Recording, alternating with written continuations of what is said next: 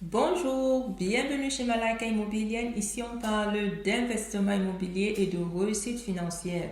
Dans cette petite vidéo, je vais vous expliquer comment visiter votre premier appartement. On va diviser la vidéo en deux parties. Partie numéro 1 parlera de la visite virtuelle de l'appartement et dans la partie numéro 2, on parlera de la visite pratique, donc concrète de l'appartement. Et dans la partie numéro 2, je vais vous donner 5 points importants à considérer absolument lors de la visite et ainsi que 2 astuces.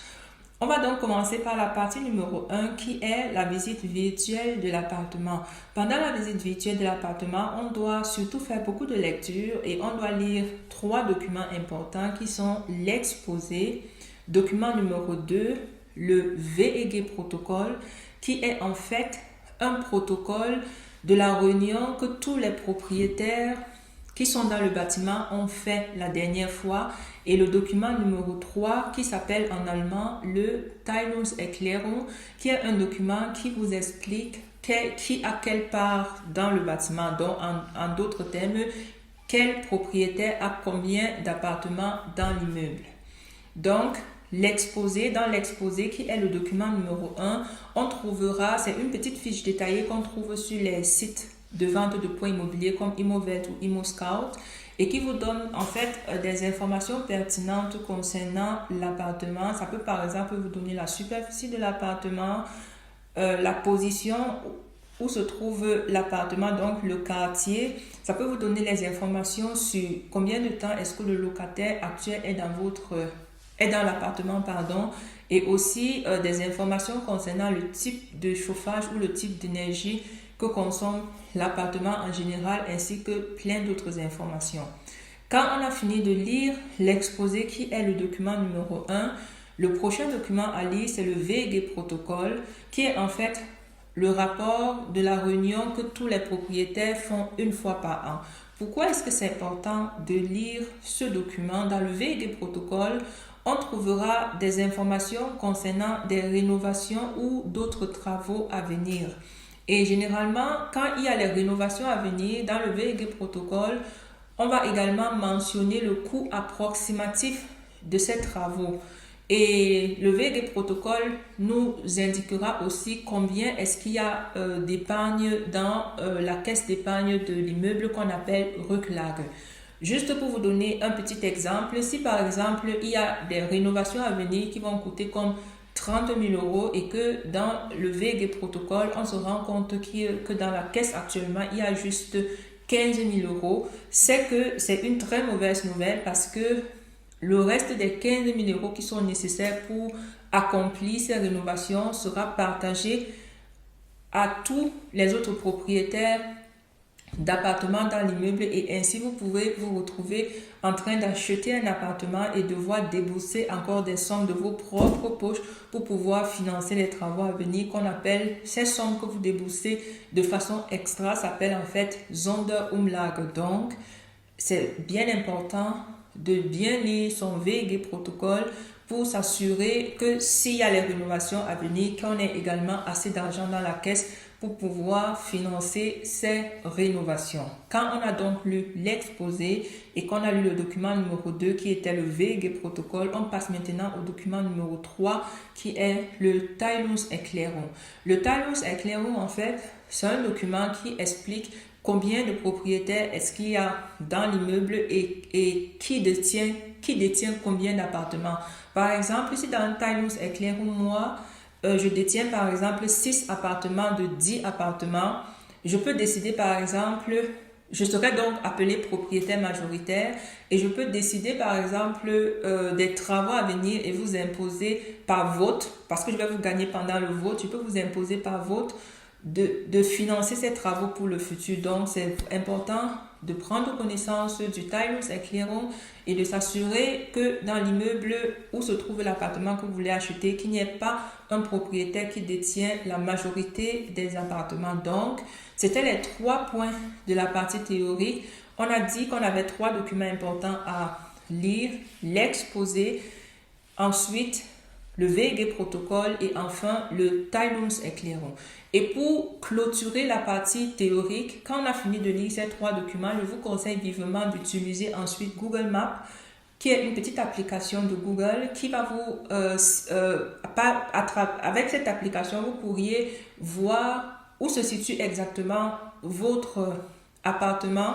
Ça pourrait également vous donner une idée de qu'est-ce qui se trouve dans le voisinage de votre appartement. Est-ce qu'il y a par exemple une prison à côté?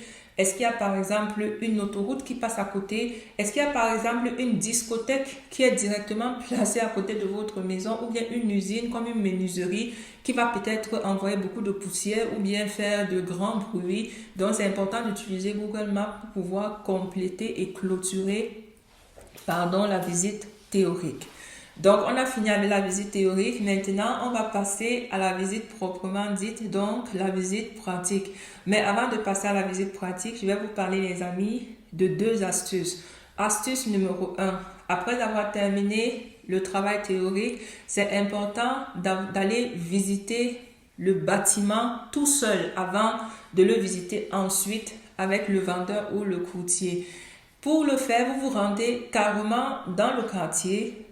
Un jour où vous avez le temps, vous circulez tout simplement autour du bâtiment et vous essayez de voir s'il y a peut-être un propriétaire qui travaille dans son jardin ou bien un voisin qui pourra peut-être vous donner peut-être des petits small talk concernant la vie dans cet appartement ou bien la vie dans cet immeuble. Si vous avez par exemple la chance de trouver un propriétaire ou un locataire qui est à l'extérieur ou qui travaille dans son jardin, vous pouvez peut-être lui demander comment lui se sent dans le bâtiment. Est-ce qu'il y a des problèmes dans le bâtiment? Est-ce qu'il y a peut-être des voisins qui dérangent dans ce bâtiment ou qui ne payent pas peut-être le loyer? Parce que généralement, quand quelqu'un ne paye pas le loyer, ça peut être connu par tous.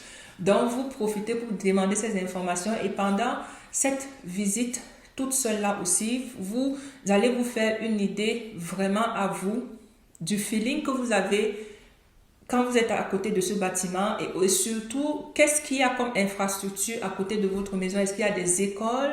Est-ce qu'il y a par exemple un arrêt bus ou de métro ou de S-Bahn directement à côté de votre maison? Est-ce qu'il y a comme une grosse société d'assurance à côté de votre maison qui va vous produire automatiquement beaucoup de locataires? Ou peut-être est-ce qu'il y a une prison ou d'autres infrastructures à côté de votre bâtiment?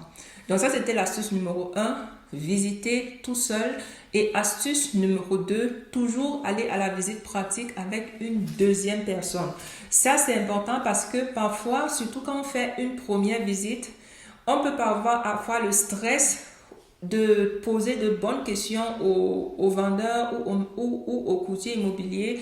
Alors que s'il y a une deuxième personne, cette deuxième personne peut par exemple voir des choses que vous n'aurez forcément pas vues. Et peut-être poser aussi d'autres questions qui pourraient peut-être vous aider à déceler certains manquements que vous n'aurez forcément pas vus. Et comme on dit bien au pays, 4 yeux vont voir mieux que 2 yeux. Donc, les 2 astuces, aller visiter tout seul avant la visite concrète et toujours aller visiter avec une deuxième personne lors de la visite concrète. Et idéalement, cette deuxième personne doit être un ami par exemple qui s'y connaît un peu en immobilier ou idéalement un technicien qui est capable, s'il y a les manquements, de vous dire si ce sont des manquements graves ou pas et un peu de vous donner aussi le coût approximatif qu'on aura à débourser pour pouvoir réparer ces manquements. Donc, dans la vidéo jusqu'ici, on a parlé de la visite théorique avec les 3 documents importants à lire. On a parlé des 2 astuces et maintenant, on va passer à la visite concrète. Dans la visite concrète, on va parler de 5 points importants à visiter. La visite extérieure, la visite des cages d'escalier, la visite de l'appartement proprement dit.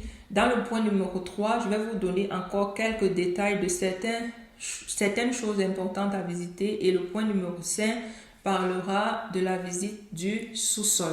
Donc, on va commencer par la visite extérieure. Pendant la visite extérieure, on va visiter premièrement la façade du bâtiment. Et pendant cette visite de la façade, ce qu'on regarde, c'est par exemple l'état de la peinture, l'état du mur. Est-ce que le mur contient des fissures qu'on voit déjà à l'œil nu? Est-ce que le mur contient par exemple des traces de dégâts d'eau ou bien même des moisissures qu'on voit déjà à l'extérieur?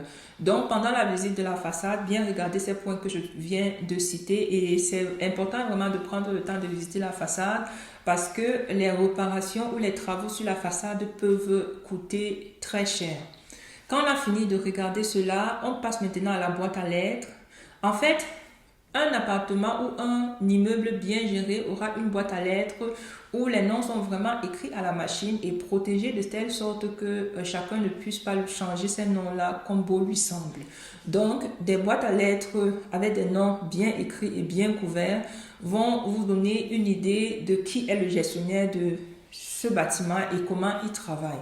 Quand on a fini de visiter les boîtes à lettres, on passe troisièmement à la visite du garage ou des carports s'il y a lieu. Et au garage, ce qu'on regarde surtout, c'est comme à la façade, les fissures, les traces de dégâts d'eau et les moisissures. Et pour vérifier l'humidité sur le mur, on peut utiliser un petit appareil qui s'appelle Feuchtemessgerät qui coûte environ 80 € pour les modèles de base et qui va en fait mesurer le taux d'humidité dans vos murs. Généralement, un taux d'humidité de plus de 80% indique qu'on pourra avoir les problèmes de moisissure dans le futur. Donc, pour vérifier le taux d'humidité, on utilise un petit appareil qui s'appelle Feuchtemessgerät et idéalement, c'est bien d'avoir les valeurs de moins de 80%. Quand on a fini de visiter ce point, on passe maintenant à la visite des cages d'escalier.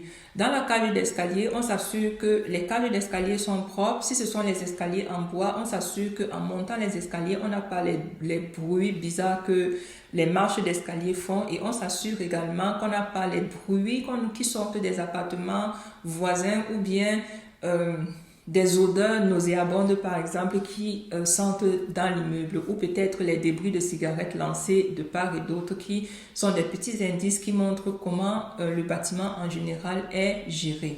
Donc dans ce chapitre de visite pratique, on a parlé premièrement de la visite extérieure, ensuite on a parlé de la visite des cages d'escalier. Maintenant on va passer au point numéro 3 qui est la visite de l'appartement proprement dit. Pour la visite de l'appartement proprement dit, on va entrer dans l'appartement, ouvrir les portes de toutes les pièces. Écoutez bien les amis, c'est important de visiter vraiment les portes de toutes les pièces, ouvrir et fermer parce que par exemple, une porte à la cuisine peut fonctionner très bien, mais peut-être la porte de la chambre numéro 1 ou 2 ne s'ouvre pas du tout. Donc, on ouvre toutes les portes et on s'assure que ça se ferme bien. On fait la même chose pour toutes les fenêtres pour ne pas avoir de surprise après. Quand on a visité les portes et les fenêtres, troisième point, on va passer à la visite des robinets. Pour les robinets, on va vraiment les ouvrir et les fermer, tous les robinets qui sont dans l'appartement.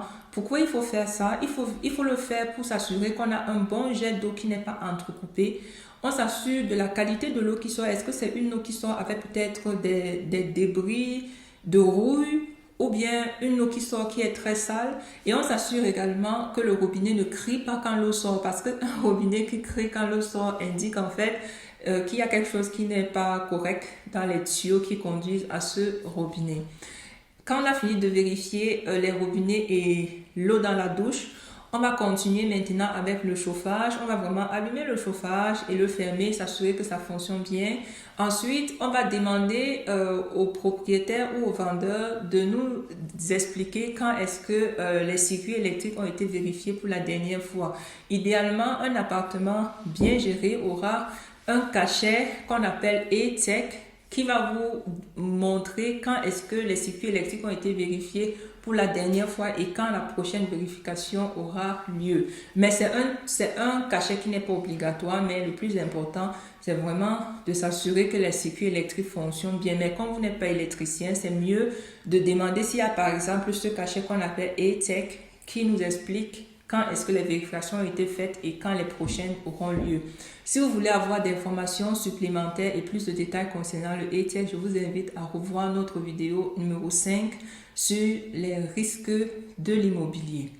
Quand on a terminé de vérifier les circuits électriques, on va maintenant passer au point extrêmement important qui est l'humidité, les traces de dégâts d'eau et les moisissures.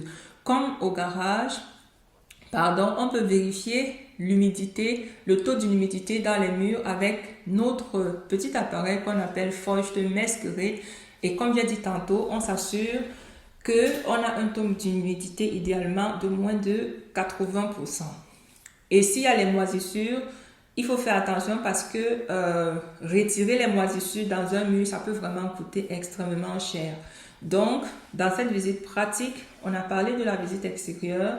On a parlé jusqu'ici du point numéro 2 qui était la visite des cages d'escalier. On vient de parler de la visite de l'intérieur de l'appartement proprement dit.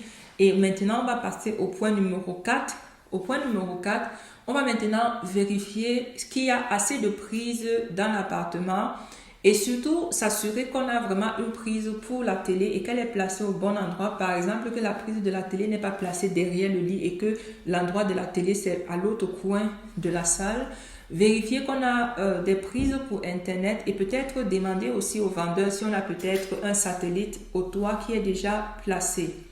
Quand on a vérifié tout ça, on demande également qu'on nous montre les endroits qui sont réservés pour les appareils électroménagers comme le frigo, la machine à laver et la sécheuse. Et s'il n'y a pas des endroits appropriés dans l'appartement, ce n'est pas grave. Demandez tout simplement au vendeur ou bien au courtier immobilier de vous montrer l'endroit dans le bâtiment qui est réservé à cet appareil parce que ce serait une très mauvaise surprise de faire entrer un locataire mais qui n'est pas capable de laver ses habits ou de les sécher parce qu'il n'y a pas de place pour ces appareils.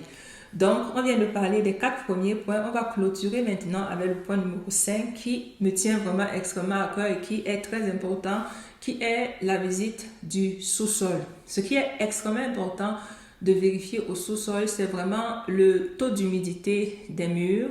S'assurer avec notre Feuchtemessgerät qu'on n'a pas un taux d'humidité de plus de 80%. Et surtout s'assurer qu'on n'a pas de traces de dégâts d'eau ou bien de moisissures au sous-sol. Et ici, le sous-sol est en fait un bon indice qui vous montre comment le bâtiment est géré. Car un bon gestionnaire de bâtiment va s'assurer vraiment que son sous-sol soit bien ordonné, bien propre, que les endroits qui sont réservés pour les vélos et d'autres appareils soient toujours bien rangés. Donc, dans cette vidéo, j'ai essayé à ma petite façon de vous donner des conseils pratiques pour pouvoir faire une belle visite d'appartement. J'espère que ces informations vous ont été utiles et bien édifiantes. Je vous remercie et vous donne rendez-vous à la prochaine vidéo où on parlera plus amplement des détails du VG protocole. Merci et à la prochaine. Merci.